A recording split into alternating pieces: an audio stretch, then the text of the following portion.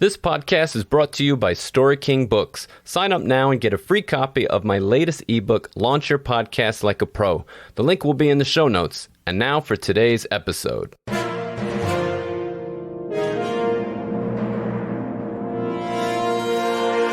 Welcome to the Story King Podcast, a show featuring inspirational conversations about the art and business of storytelling and living life. I'm your host, John Carlo, and today's guest is Goduar Siafu.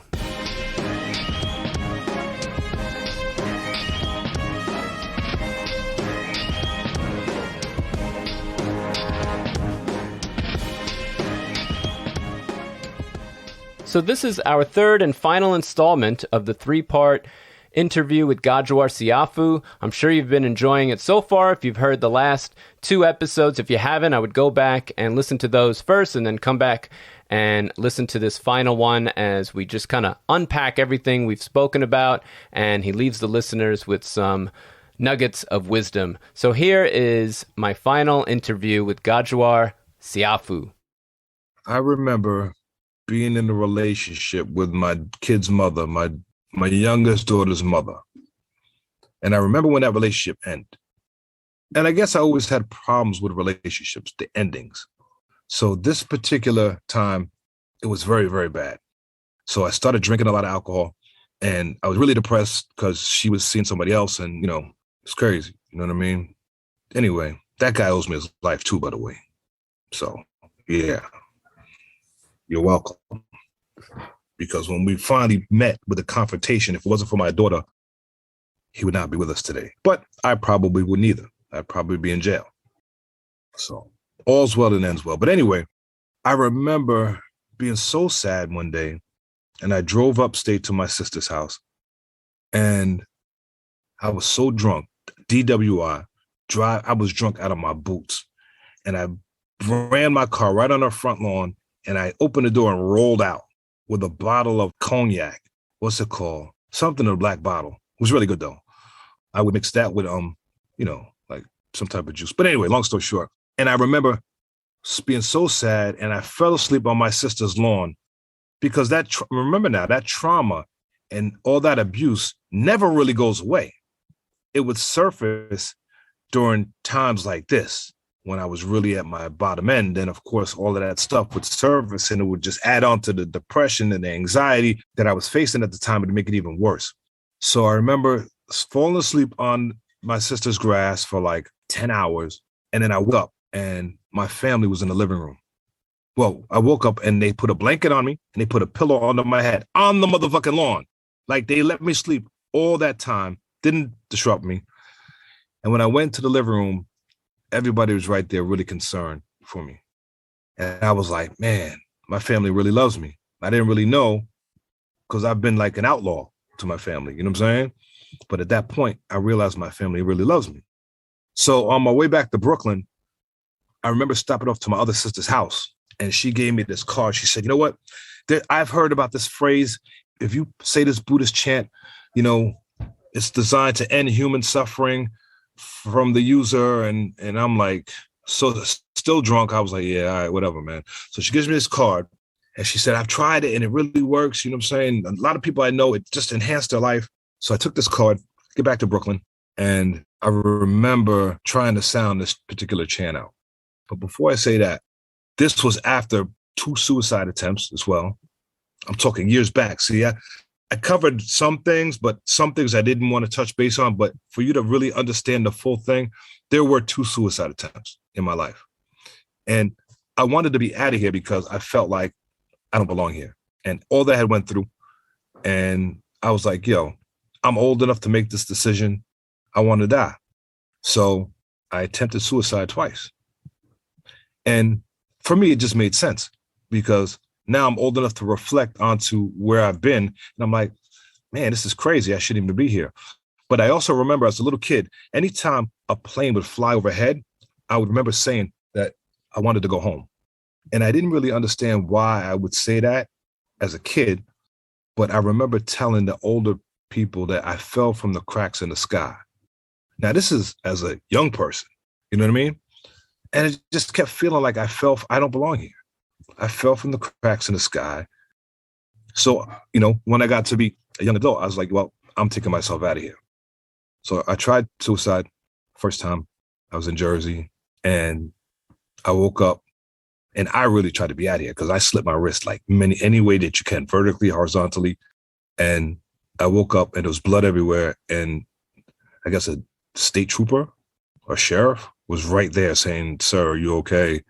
What's happening?" And next thing I know, I'm in the nut house, crazy house, bandaged up. And I remember being in the crazy house, and I remember saying, "I'm normal. I just had a bad day. Just had a lot on my mind." And the doctor was like, "Well, just prove to us that you're stable so that we can let you leave." And I remember I was not stable. I went ape shit in the establishment, fucked up everything, just breaking everything, wanting to fight everybody, going to war with the orderlies. I was nuts. They let me go nuts. They let me tear up everything.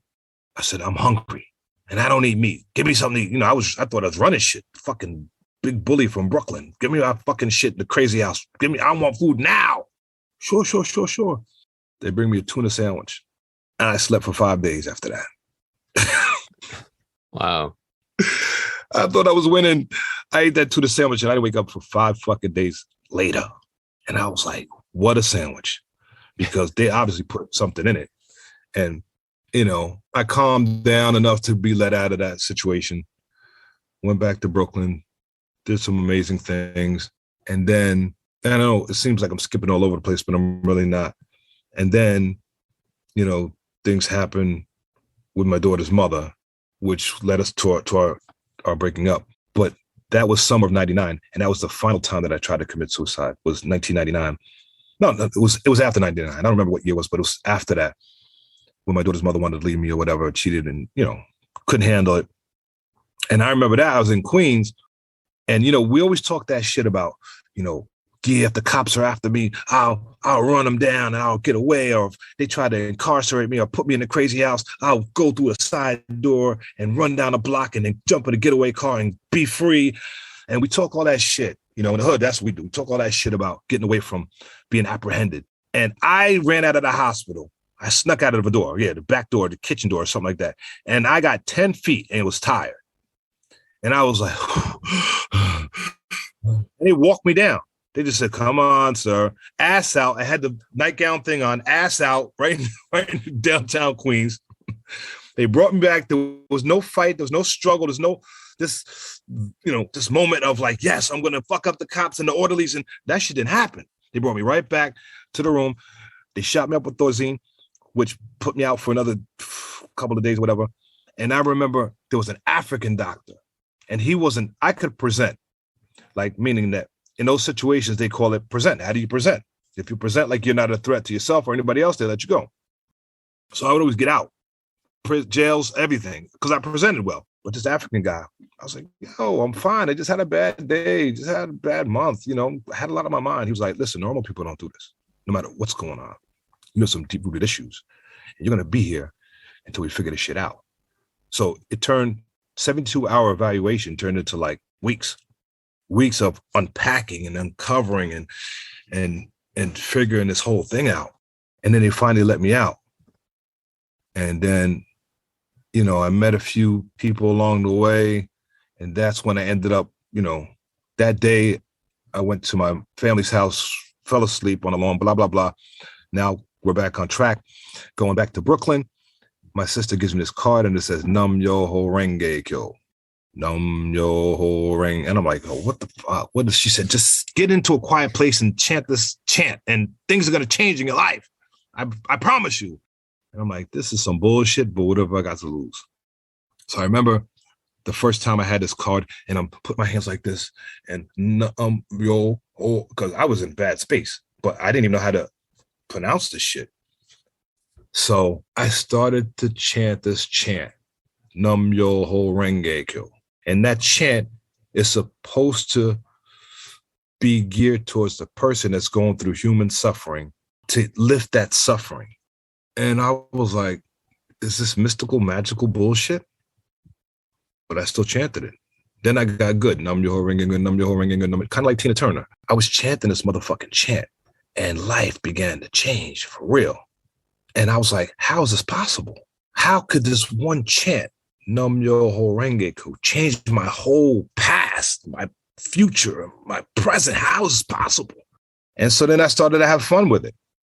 At that point, I learned about something called The Secret, and it was introduced to me. I was like, this can't be real. It's not real. This thing called The Secret. All you got to do is think positivity, and positive things show up in your life. I said, it can't be real. So I tried to do it every day. I want the chick with the big ass and the beautiful face. Yeah, that's where I was at. I want the $10 million in the bank account. I want to be my own business owner. That shit didn't work. You know what I mean? And then I started getting deeper into the author. Her name was Rhonda Burns. The real trick to this whole thing called The Secret was actually feeling the feelings, not thinking, feeling. We live in a feeling universe. And I remember I was walking past a crystal store one day. I had just moved to Long Island, and something said, go see what this crystal thing is. So I picked up this crystal, and amazing things started to happen with this piece of crystal that I had in my hand. And then all of these different strands, all of this stuff started to come together and form a path, like almost like stepping stones. And so I didn't question that. I just started walking.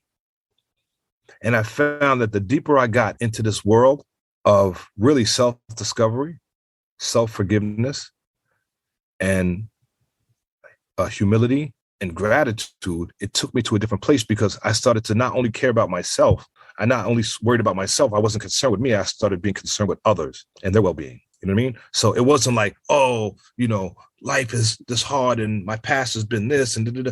It was like, man, I know somebody else is out there feeling like this. What could I do to help them? Or what could I say to make people feel a little bit better, or take them even temporarily away from their issues? So I started doing that. And then I moved into a space ultimately of being a business owner. I've always had herbs, like medicinal herbs around me, burdock, sarsaparilla, soursop, things of that nature. And so one day I was like, you know what? Somebody got sick on Facebook, and they asked me, a friend of mine said, listen, I know that you have stuff going on in your house, because I've been to your house. I know you got a lot of herbs. Do you think you have something for this pain that I have in my chest? So I always kept a lot of herbs, but I never thought for my own consumption, but I never thought that I could give them to other people and help them. So I sent that person a small package of, I think it was called respiratory lung function, and the cough immediately went away. And then this person, their father had a problem with what they call arthritis. I sent him some sarsaparilla root and a few other herbs, and a couple of months later, it was gone. And then COVID hit. I guess the word had spread, and everybody was like, hey, do you have something for this COVID shit? I'm coughing, I'm sneezing, and all this going on. And I would start shipping out these packages. And then I said, you know what? Everybody's getting well. And I said, let me open up a store. So I happened to be in Port Jefferson, New York, walking around. I saw this for rent sign on the store. I said, let me do it. Opened up a store, furnished the store, alkaline herbs, healing herbs, and this shit's been going crazy ever since. But again, every time that I really won, it was because I was serving others. When I was in the entertainment business and I'm standing in front of 3,000-4,000 people in the audience, I'm entertaining. I'm serving them. You know what I'm saying? When it came to the unsigned community, I was serving. I've always been a servant. When it came to the herbs, I was serving people to take them from one position in life to another position in life, from maybe not so healthy to health and wellness. So I realized that, hey, that's the only way that you can really be successful, is when you're helping other people. So I began to immerse myself in going out of my way to help others. And it took me away from my own misery, not completely. And then at one point I found out that somebody said, tell a different story, because I was still wilding a little bit. And then I heard somebody say to me, listen, tell a different story. You keep telling the same story. And when you tell that same story, the feelings that are associated with those stories will always surface again, and it puts you back in the moment. So I would always tell a story about being tied up. Anybody who will listen, I would always tell a story about the abuse and the physical and mental and spiritual abuse. I would just tell the stories, but I found that when I would tell the stories, I was right there in that room with everything going crazy, everything moving, and I was like, somebody said, tell a different story. So I said, you know what? I'm going to tell a story of success. I'm going to tell a story of winning. I'm going to tell a story of helping others. So even if it was fake, they said the universe doesn't know it's fake. God, Allah, universe, the matrix, the web, whatever you want to call it, doesn't know it's fake. Tell a different story. So I started telling that story of success, helping people, winning, and next thing you know, that story that I was telling began to reflect itself back to me. And then I'm looking around my life and things are really changing in my life. Now, it's been a long ride. It's been a crazy ride. And recently I've been tested in terms of relationships. Like, am I still as aggressive as I was? Am I still as over emotional with a relationship as I was? And for a hot minute, I fell victim. I fell into that rut. And then I quickly thought about what I've been through. I'm like, no, I'm good. You know what I mean? And I just learned to do things a little bit differently. And again, you can't go wrong when you're helping others. And that's what I found. So I've dedicated this space that I'm in. I've dedicated my life to helping other people. And I do it effortlessly. And it just kind of reminds me, it takes me back to an omen that I got when I was younger, playing in Fort Greene Park, when this old guy said, now it makes complete sense. This old guy said to me, hey, kid, come here. I was playing with a few of my friends. He said, listen, there's something very special about you. I'll never forget this. I probably said this to you before. He said, in order for you to keep what you have to be able to freely give it away. And so that was told to me as a young person. So as an older person, now it makes sense. So now it's like, I am just trying to freely give everything that I have away. Obviously, I'm doing business, so, everything can't be free. But the information that I give on health and wellness, the information that I give on people that are stuck in bad situations, the information that I've learned along my journey, I freely give it away. And I've taken so many necks out of the noose. I've taken so many razors off the veins. I've taken so many pills out of people's hands and out of people's mouths in the course of this 54, 55 years I've been here. And so now it makes sense why I'm here. You know what I mean? Now it makes sense to why I had to go through all this shit I had to go through. And I don't really remember blaming my mother. I don't, you had a lot of young people talk about my fucking mother, my fucking parents, everybody's bullshit, everybody. I don't remember that. I always looked at it like my mother was a young mother. She made mistakes. Everybody's young at some point. Parenting doesn't come with a roadmap or instruction manual. I said, we're street people. We don't have instructions on how to live. You know what I mean? So I never blame my mother. If anything, I blame society, because I said society set up these pitfalls and these snares for these young parents. My mother and parents before then, my grandmother, set up all of these different ways to fail, not being able to provide for the family. But there's so little ways to succeed and keep the family unit together. You know what I mean? For the man, the woman, and I'm like, I don't blame my mother. She did the best that she could. Again, she kept 5 of us together. But she wasn't able to say, look at America and say, America's got these situations set up for me to fail. She trusted America wholeheartedly and the Bible that was given to America. You know what I mean? So she was all in like that, where my style is a little bit differently. I'm saying, well, you know what? Be careful. And I realized that that's a pitfall. That's a snare. That over there, that's a booby trap. This is set over here to try to tie up your time and your attention. So for me, as a young person, I look at this whole America thing and I'm like, I got to be really careful, man. And so I managed to sidetrack the booby traps and stuff, to the best of my ability. I think that I've done a pretty good job with the hand that I was dealt, and I'm not complaining, I'm still here. I've been through a lot and I'm still here, and I'm still like better than ever, still willing to help and willing to aid anybody. I haven't been beat down with life, so. Very cool. I mean, one of the things that struck me as fascinating and odd that you said right from the beginning is you said these were great stories, electrifying stories that enhanced your life. And most people would hear these and be like, these are crazy stories that they wouldn't wish on anybody, your early childhood trauma and stuff like that. So, I mean, I have a question in retrospect. You are where you are now. Do you wish you had an easier life? No. And I can answer that quickly. No. Nor do I wish I've ever known my father. Some people go looking for their biological father. They want to know what happened. They want to know the truth, or they want to know what he is, I don't give a fuck about any of that, because I know had I had a father, it would have altered my path. Because if the father was there and if he was present, now I would probably have to do, because, you know, a lot of us fall under the path of our fathers, you know what I'm saying? But because I didn't have that, I was able to be in the street. I was able to experience life at its rawest and at its best and at its most challenging. I was able to experience those things and make decisions for myself. No influence. Nobody could influence me. My mother couldn't influence me. My family couldn't influence me. No father could influence me. The government couldn't influence me. The church couldn't influence me. I made my own decisions. How many people could say that? I did the shit that I wanted to do, whether it was pass or fail, whether it was good or bad, whether it was detrimental or if it's, you know, profitable. I make these active decisions. So it really put me in a position to be like so much alive, because wherever I go in life, I speak the same language. I told you this. When I'm in China, I speak a language. When I'm in Europe, I speak the same language. When I'm in Egypt or Africa, I spoke that language.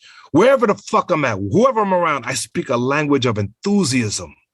And everybody understands that language. And that makes me relatable. Again, China, Europe, South America, Africa, wherever I go in the Americas, everybody understands. And we don't speak the same language, but we all speak the language of enthusiasm. So I wouldn't change not a second, not a minute, because life is still unfolding and I had fun.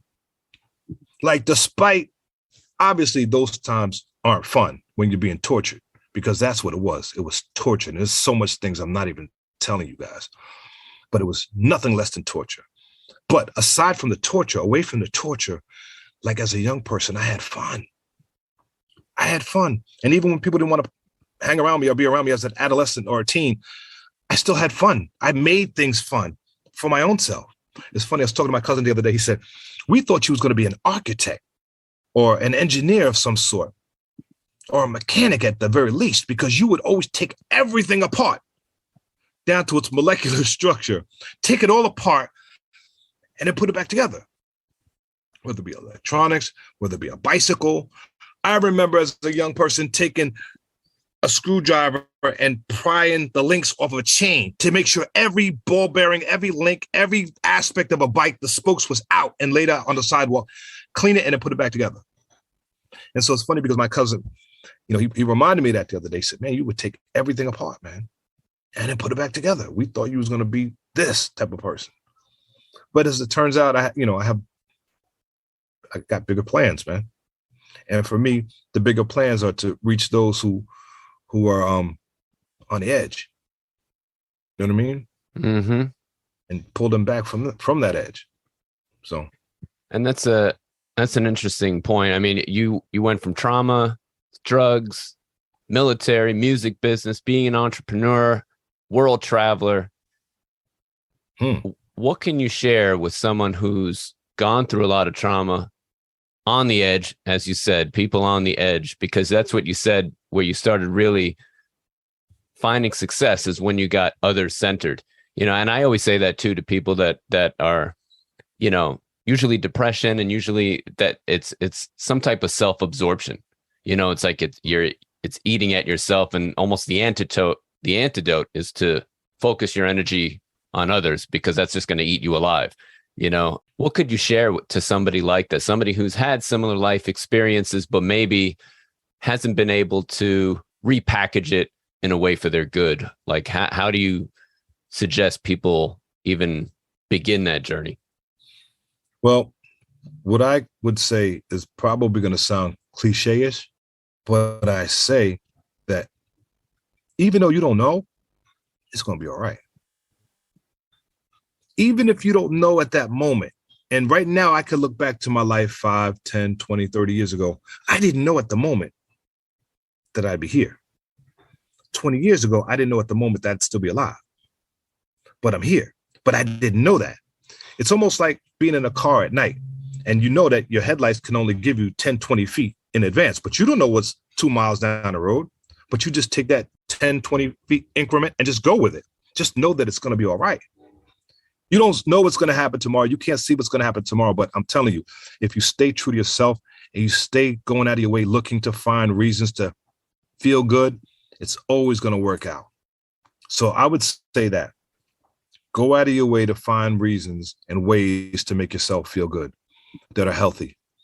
If you like sunsets on the beach, God damn it, go to sunsets on the beach. If you like crayon drawing inside the lines, get yourself a pack of crayons and draw.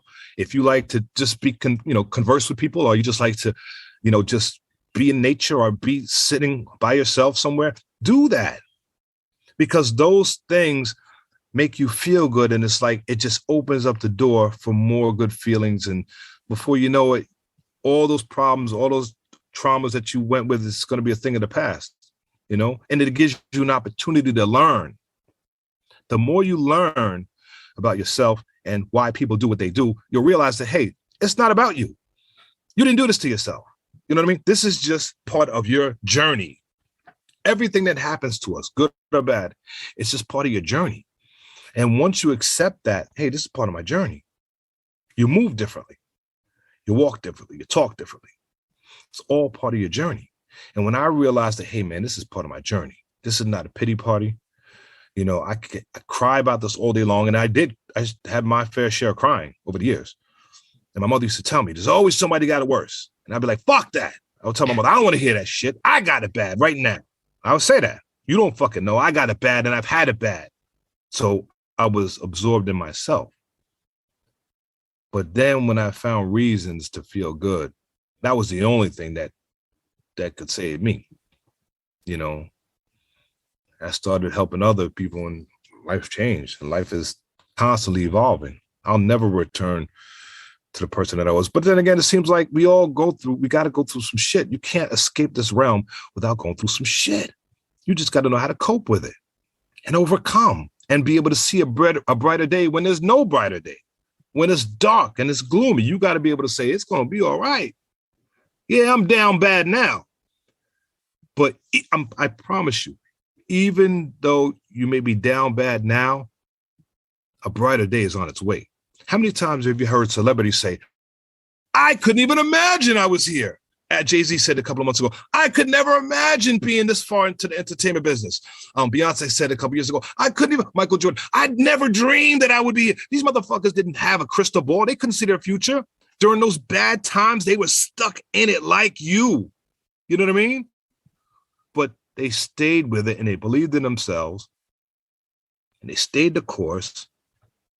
Whatever you do, don't try to hurt anybody else. Be kind to yourself. Be gentle on yourself and it'll work out. I promise you. I promise you. So instead of beating yourself up, man, be kind to yourself. This is all part of your journey. You have to go through this. You don't know how many thousands of people you're able to save in your lifetime because of your life being so miserable and so hard and so difficult and the trauma that you faced. My one life has probably already, my trauma and my things, my neglect, my abuse, everything that I've been through has probably already saved at least 5,000 people, at least 5,000 people that I know of, at least.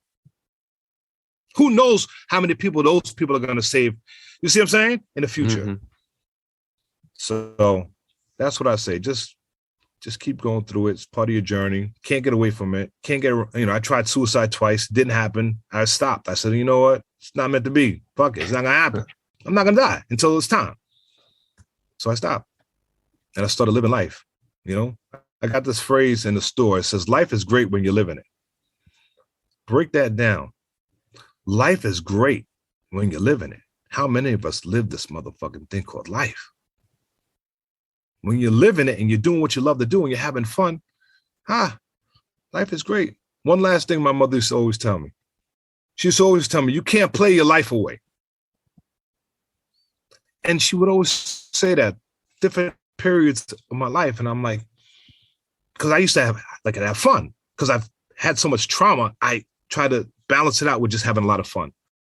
And I would just play and have fun and feel good. And then I realized that one day I said to her, why?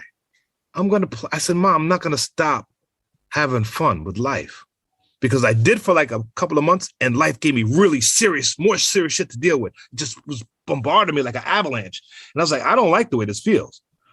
I like the lightness. You know what I mean? So I'm having fun. Have fun with life, man. You're going to be older a lot longer than you're going to be younger. Have fun with this motherfucker. You know what I'm saying? Despite the trauma, despite the abuse and the neglect. Mm-hmm. Absolutely. I mean, that's a great way to end it off, because I just think that's a positive way to encapsulate everything you've been through, and to encourage everybody else who's been through that is to have fun, focus on others, and just know that there's a brighter day on the other side of that darkness. Right. I mean, listen, everybody out there listening to me right now, I know your family is your family. I know your friends are your friends, but you were coming here anyway. You were coming to this earth anyway. You were coming here anyway. You just came, via your parents, but you were coming here anyway. Do the job that you're supposed to do. Whatever that job is, do that job, because goddamn, you was coming here anyway. You're coming here anyway. Everybody has a job to do, right? I realized what my job is. I realized it maybe 10 years ago. My job is to entertain and help people through tough times. That's it. My job is to ignite something in you, to dig deep down inside of you and make you complete the race. That's what my job is. Everybody's got a different job. But I was coming here anyway, whether it be my mother, my father, it doesn't matter. I was coming here anyway. So I got to do the assignment that was attached to me. I got to complete the mission. No, I know it's a little extreme. People are like, oh, that sounds crazy. But in my mind, listen, I have a job to do. We all have jobs to do. But do it on your terms. Awesome. Well, Goduar, thank you so much for coming on the Story King podcast. Once again, I think it's been an illuminating time, and I really appreciate you sharing your stories with us. So that was the third and final installment of this 3-part interview with Goduar Siafu. I'm sure you found him as fascinating as I do.